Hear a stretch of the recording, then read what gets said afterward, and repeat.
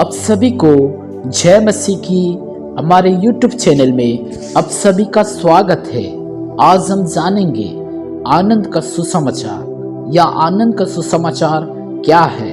आनंद का सुसमाचार, इस बात को समझने के लिए लूका रचित सुसमाचार 2 अध्याय उसका 8 पद से 20 पद तक मनन करेंगे। 2 का 10 पद में लिखा है, तब स्वर्गदूत ने उनसे कहा, मत डरो, क्योंकि देखो मैं तुम्हें बड़े आनंद का सुसमाचार सुनाता हूँ जो सब लोगों के लिए होगा। परमेश्वर ने इस पृथ्वी पर स्वर्गदूत के द्वारा बड़े आनंद का समाचार भेजा और यह गडरियों के पास रात में भेजा, क्योंकि वे रात को जाग रहे थे तथा अपनी भेड़ बकरियों की रखवाली कर रहे थे। और यह आनंद का समाचार यह था कि दाऊद के नगर में एक उद्धारकर्ता पैदा होगा।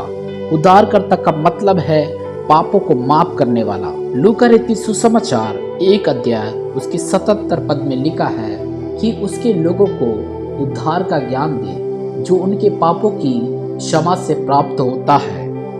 सचमुच मेरे प्रियो, यीशु पाप माफ करने वाला है। माफी प्राप्त करने वाले व्यक्ति के विषय में भजन संहिता 32 अध्याय उसका 1 और 2 पद में लिखा है, क्या ही धन्य है वह जिसका अपराध क्षमा किया गया और जिसका पाप ढांपा गया हो। दूसरा पद में भी लिखा है, क्या ही धन्य है वह मनुष्य जिसके अधर्म का यहोवा लेखा ना ले और उसकी आत्मा में कपट ना हो। धन्य वह व्यक्ति है जिसके पाप माफ हो गए हैं, क्योंकि भजन संहिता 32 अध्याय उसके 1 और 2 पद में लिखा है, क्या ही धन्य है वह जिसका अपराध क्षमा किया गया और जिसका पाप ढांपा गया हो। क्या ही धन्य है वह मनुष्य जिसके अधर्म का यहोवा लेखा ना ले और जिसकी आत्मा में कपट ना हो। जो व्यक्ति पापों से क्षमा प्राप्त करता है वह व्यक्ति धन्य व्यक्ति है। उस पर नरक के दंड की आज्ञा नहीं होती है, क्योंकि रोमियो 8 अध्याय उसका 1 पद में लिखा है, इसलिए अब जो मसीह यीशु में हैं उन पर दंड की आज्ञा नहीं, क्योंकि वे शरीर के अनुसार नहीं परंतु आत्मा के अनुसार चलते हैं। यीशु के जन्म का संदेश दुनिया में सबसे बड़ा संदेश है और यह सबसे पहले इन अनपढ़ गडरियों के पास स्वर्गदूत लेकर आया। सचमुच परमेश्वर ने जगत के मूर्खों को चुना है, क्योंकि 1 कुरिन्थियों 1 अध्याय उसका 27 पद में लिखा है, परंतु परमेश्वर ने जगत के मूर्खों को चुन लिया है कि ज्ञानवानों को लज्जित करे, और परमेश्वर ने जगत के निर्बलों को चुन लिया है कि बलवानों को लज्जित करे। यह परमेश्वर का चुनाव है। उसने कंगालों को चुना है। याकूब की पत्री 2 अध्याय उसके 5 पद में लिखा है, हे मेरे प्रिय भाइयों सुनो, क्या परमेश्वर ने इस जगत के कंगालों को नहीं चुना कि विश्वास में धनी और उस राज्य के अधिकारी हो जिसकी प्रतिज्ञा उसने उनसे की है जो उससे प्रेम रखते हैं। परमेश्वर ने बालकों को चुना है।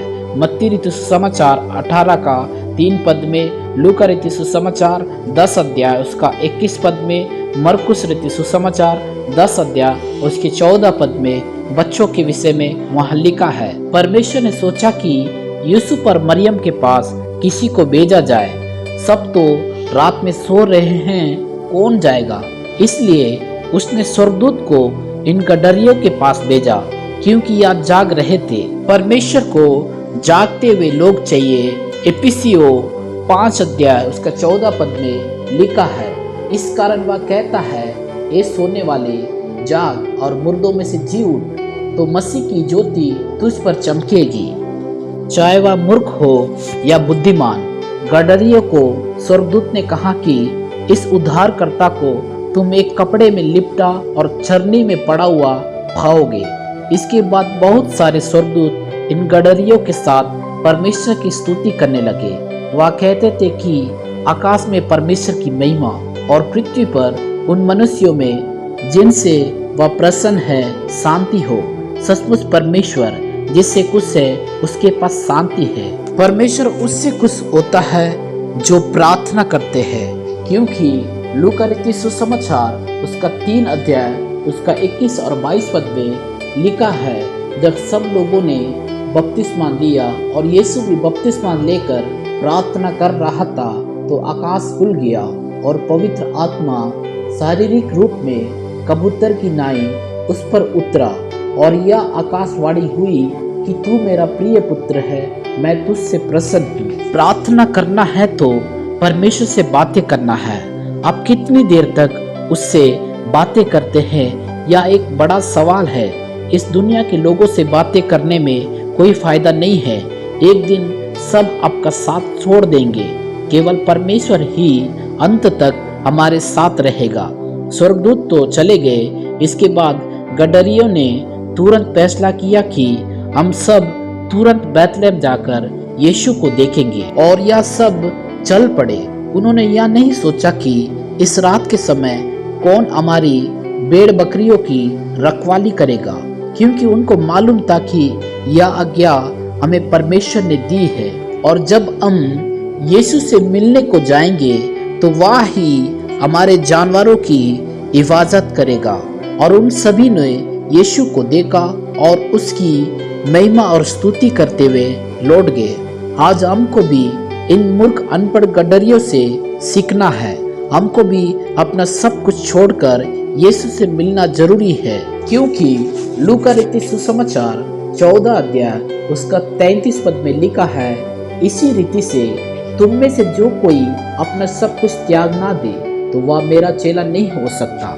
मेरे प्रियो, आज हम अपने काम धंधे में इतना ज़्यादा फंसे हुए हैं कि हमारे पास उसके लिए समय नहीं है, लेकिन मूर्ख बनकर उसको गडरियों की तरह समय दो। मेरे प्रिय लोगों, आज मैं आपसे कहना चाहता हूँ, इस व्यस्त भरी जिंदगी से थोड़ा समय निकालकर यीशु मसीह को भी समय दीजिए, तभी ही हम उस आनंद के समाचार को प्राप्त कर पाएंगे। उस यीशु को, उस शांति को हम अपने जीवन में प्राप्त कर पाएंगे मेरे प्रियो, नहीं तो हमको प्राप्त नहीं होगा। इसलिए अपना समय निकाले, यीशु को अपना समय दे। आनंद का सुसमाचार प्रभु यीशु मसीह है मेरे प्रियो। मैं आशा करता हूँ आप सब इस संदेश के द्वारा आशीषित हुए हैं। परमेश्वर आप सभी को आशीष दे। ऐसी ही वीडियो को प्राप्त करने के लिए चैनल को फॉलो करें, शेयर कीजिए ताकि दूसरे लोग भी इस वीडियो के द्वारा आशीषित हो।